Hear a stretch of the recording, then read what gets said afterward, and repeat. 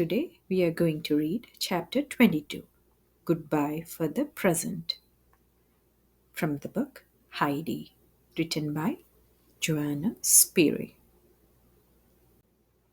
Grandma Seaman received the letter from Clara and Heidi and wondered what the big surprise could possibly be. She wrote back that same day and told them she would be leaving the next morning.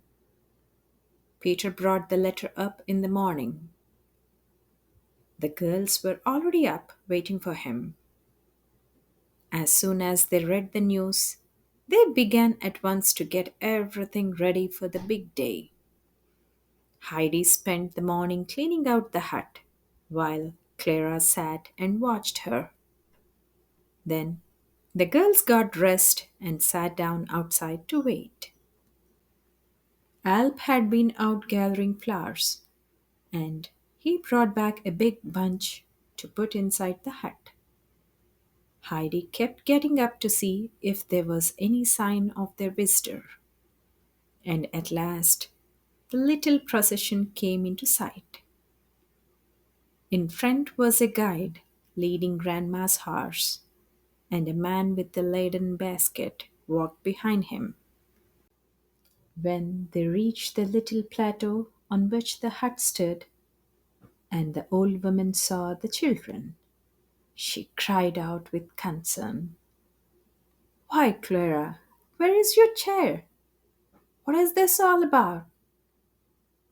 But as she came towards them, astonishment took the place of anxiety, and she exclaimed, "You look so wonderful, my dear. I hardly recognize you." Then Heidi got up, and so did Clara. Both girls walked slowly towards her. Clara walked with only her hand on Heidi's shoulder for support. Grandma looked on in amazement. They turned and walked towards her, and she saw their two rosy faces were glowing with happiness. Half laughing, half crying, Grandma embraced Clara, then Heidi. She could find no words to express her feelings.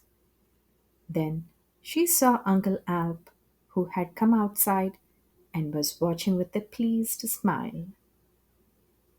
She took Clara's arm in hers, and together they went to the old man. Grandma was greatly moved at having her granddaughter walk beside her at last. She grasped Uncle Alp's hand and said, "My dear uncle, how can we ever thank you? It is your care and nursing that have done this. And love and sun and nature," he added. "And don't forget the lovely goat's milk," put in Clara. "Your rosy cheeks tell me that," answered her grandmother. "I really find this all so hard to believe. I can't take my eyes off you." "It's a miracle. I must telegraph at once to your father and tell him to come here immediately. I won't tell him why. This will be the greatest surprise of his life." The little party sat down to dinner in front of the hut, and Grandma was told the whole story right from the beginning. "I still can't believe it," she kept saying. "This is all just too good to be true."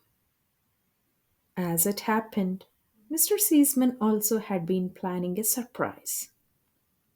He had finished his business earlier than he expected and missed Clara so much that he had jumped on a train to Darfleet. After he reached the little village, he set out on foot to Uncle Alp's hut. He was not used to much exercise, and the long climb up the hill was quite exhausting for him. After a long while, he had not even come to Granny's hut, so he began to think he must have taken the wrong path. He looked about anxiously for someone to ask. But there was not a soul in sight, nor a sound to be heard except the humming of insects and the occasional twittering of a bird. Mr. Seaman grew very hot, and as he stopped to fan himself, Peter came running down the path. But he was in too much of a hurry even to stop and notice the weary traveler. So Mr. Seaman trudged on. He soon reached Granny's cottage, so he knew that he was on the right path. He went on from there with more energy, and it was not long before he saw the hut with the three fir trees a little way above him. The sight spurred him on, and he stepped out briskly, chuckling to himself at the surprise he hoped to give everyone up at the hut.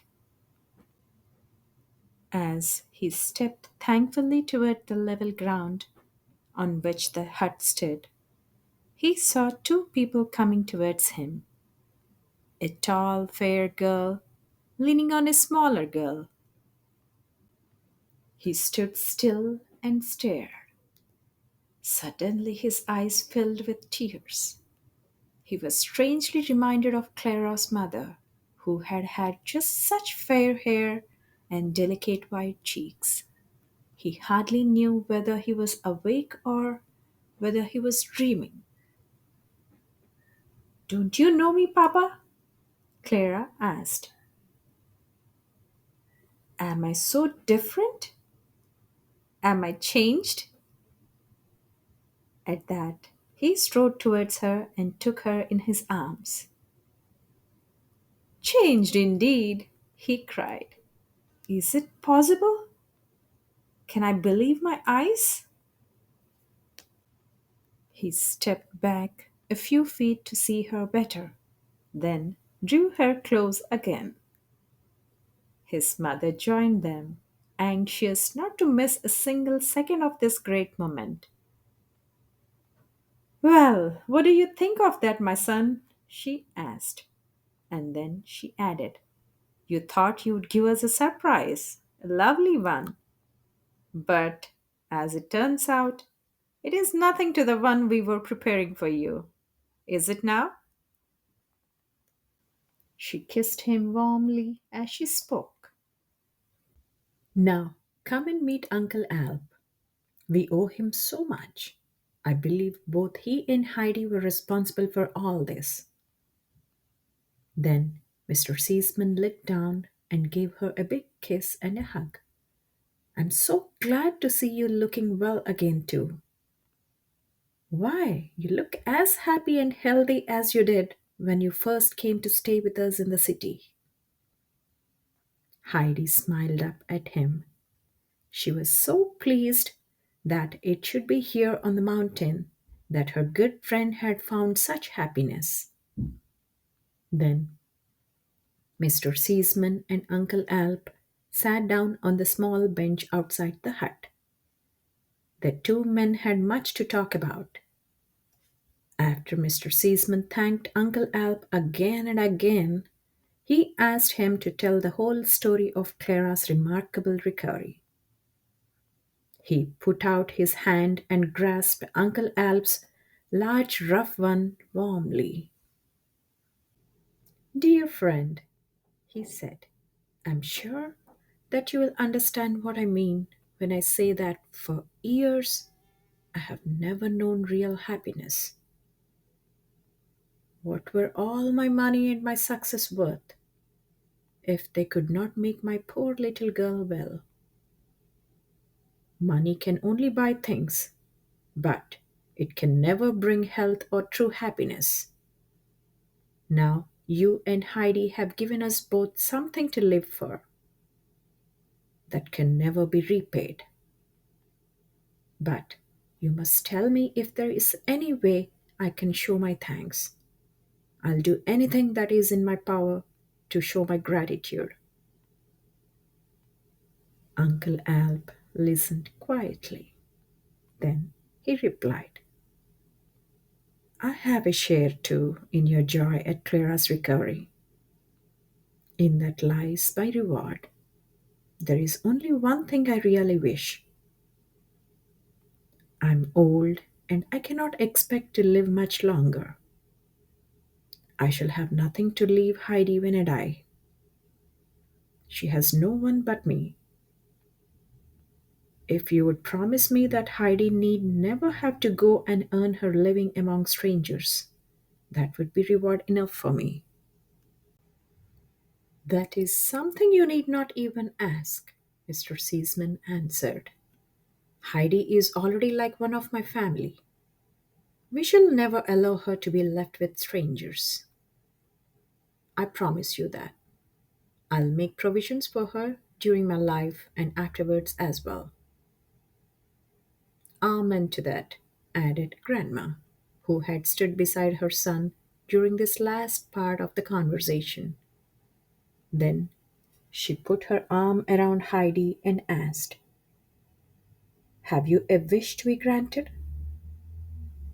"Yes, I have," Heidi replied. "I'm glad. Tell me what it is," answered Grandma. "The bed I had in the city with its three pillows and the warm quilt. I would like to have it for Granny. It would make her so much more comfortable." "Of course," answered Grandma. "I'll telegraph to the city at once and have it sent to Granny's hut in a day or two." Heidi was so delighted she wanted to run and tell Granny the good news at once. But Uncle Alp suggested that they all go down and visit the old woman, whom they had really neglected during all the excitement. Peter saw everyone coming as he looked out the window. "Oh dear," sighed Granny when he told her what he saw. "Are they taking Heidi with them back to the city?" Just then Heidi burst into the hut. "Granny! Granny!" she cried. "What do you think? My bed from the city is going to be brought here for you." She expected to see Granny's face lit up at this news, but instead she saw only a sad little smile. "Oh, Heidi, I think I shall die without you," burst out Granny. "What's this?" interrupted Grandma Sisman. "Heidi is going to stay here with you and Uncle Alp. We shall want to see her too, but we shall come here to visit." At that, Granny's face lit up, and she pressed the woman's hand.